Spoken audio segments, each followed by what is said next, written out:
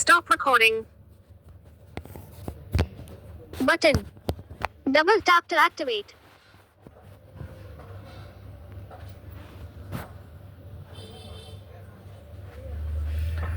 வணக்கம் and welcome back to my channel Marina Mannan. நான் உங்கள் பிரேம்குமார்.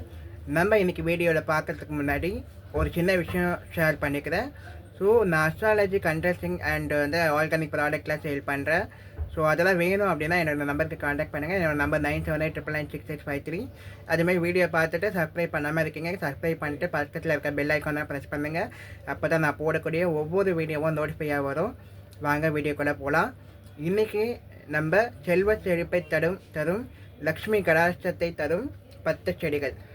ஸோ நம்மளுக்கு பண ஈர்ப்பையும் தரக்கூடிய ஒரு 10 செடிகளை பார்க்க போகிறோம். அதில் முதலாவது செடியாக மணி பிளான்ட்டு கேது அம்சத்தை கொண்ட செடி. இந்த செடி நம்ம வீட்டோட தென்கிழக்கு மூலையில் நம்ம வளர்ப்பது மிகவும் சால சிறந்தது. அதுவும் வீட்டுக்கு உள்புறம் இடம் இருந்ததுன்னா ஒரு ஜாடியிலையோ இல்லை ஒரு சின்ன பாட்டிலையோ வளர்ப்பது சால சிறந்ததாகும். இரண்டாவது செடி வந்து மூங்கில் பேம்போ. ஸோ மூங்கில் செடிகளை வந்து வளர்ப்பதும் நம்ம ரொம்ப விசேஷமாக இருக்குது. நிறைய ரிச் பீப்புள்ஸ்லாம் பார்த்திங்கன்னா மூங்கில் செடியை வந்து வளர்ப்பாங்க வீட்டில். நம்ம வந்து அது ஒரு அழகு செடி அப்படின்னு தான் நினைப்போம். ஆனால் அது வந்து பல ஈர்ப்பை தரக்கூடிய செடியாக இருக்கிறது.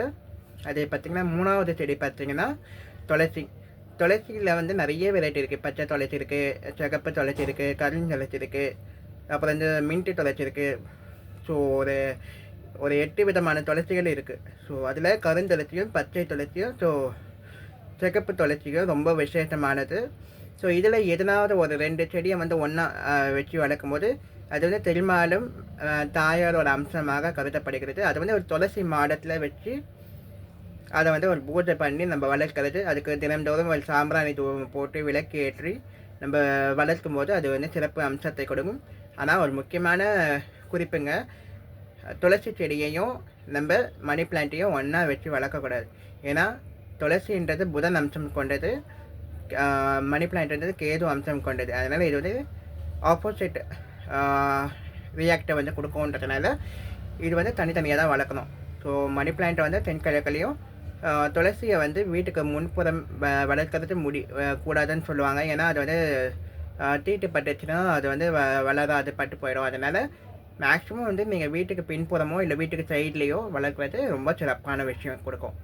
அது பார்த்திங்கன்னா 4வது செடி வந்து கத்தாழையும் வந்து நம்மளுக்கு வந்து அது எப்படி நல்லா கூட்டி போட்டு அதாவது பெருக்கி, அதாவது நீங்கள் ஒரு சின்ன ஒரு செம் வச்சிங்கனாலே போதும்.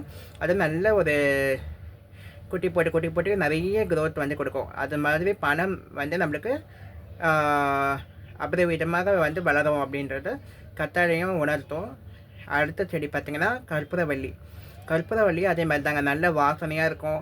பண ஈர்ப்பை கொடுக்கக்கூடிய செடி. அதுவும் வந்து குட்டி போட்டு வளரும்.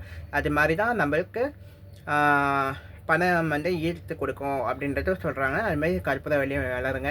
கற்பூரவள்ளி அதேமாதிரி துளசி செடி வச்சு வளர்க்குறீங்கன்னா அது பக்கத்தில் வச்சு வளர்க்குறதும் ரொம்ப நல்ல விஷயம்.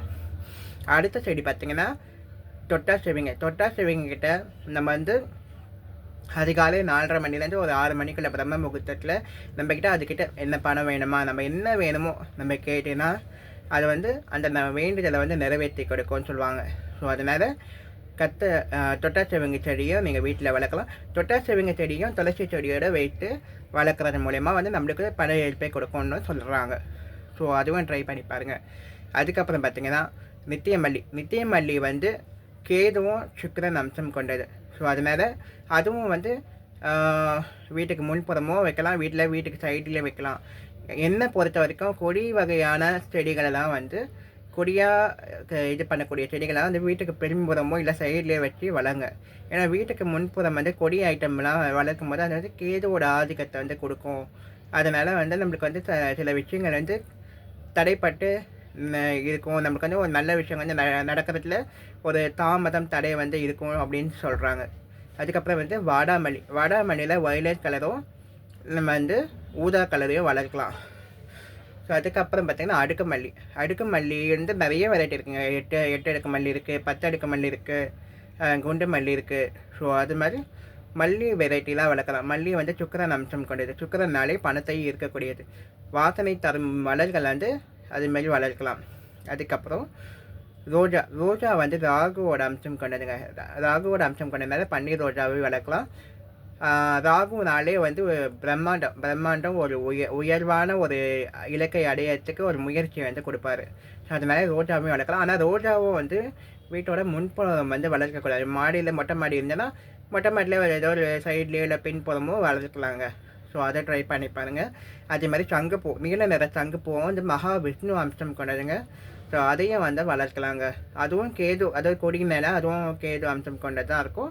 பட் ஆனால் அது வந்து வளர்க்கலாம். பட் அதை வீட்டுக்கு பின்புறம் எதனா இடம் இருந்ததுன்னா அதையும் இது பண்ணுங்கள். முன்புறம் வளர்க்கலாம்னு சொல்கிறாங்க. என்னை பொறுத்த வரைக்கும் அது கேது அம்சம் கொண்டதுனால கொஞ்சம் வீட்டுக்கு பின்புறமே கொஞ்சம் வச்சு ட்ரை பண்ணி பாருங்கள். அதேமாரி வாசனை உள்ள மருதாணி, நான் சொல்கிறது எண்ணிக்கை வந்து 10ன்னு சொன்னேன், 10க்கு மேலே போயிட்டுருக்குங்க. ஸோ மருதாணியும் வந்து மகாலட்சுமி அம்சம் கொண்டதுங்க. ஸோ அதையும் வந்து வச்சு வளர்க்கலாம். அதே மாதிரி பார்த்திங்கன்னா நெல்லிக்காயும் வந்து மகாவிஷ்ணு அம்சம் கொண்டதுங்க. ஸோ குபேரருக்கே வந்து சிவன் வந்து நெல்லி செடியை வந்து வச்சு வளரு, உன்னுடைய வறுமையை வந்து போகும் அப்படின்னு சொல்லி குபேரருக்கு சொன்னதாகவும், குபேரர் வந்து அது மூலயமா திருப்பி அவர் இழந்த செல்வத்தை வந்து பெற்றதாகவும் சொல்கிறாங்கங்க. ஸோ இந்த செடிகளெல்லாம் வைத்து வளர்த்து எப்படி இருக்குது கமெண்ட் பாக்ஸில் சொல்லுங்கள். உங்களுக்கு இந்த வீடியோ பிடிச்சிருந்துன்னா லைக் பண்ணுங்கள், ஷேர் பண்ணுங்கள், கமெண்ட் பண்ணுங்கள். மறக்காமல் பக்கத்தில் இருக்க பெல் ஐக்கானை ப்ரெஸ் பண்ணிவிடுங்க. நன்றி, வணக்கம்.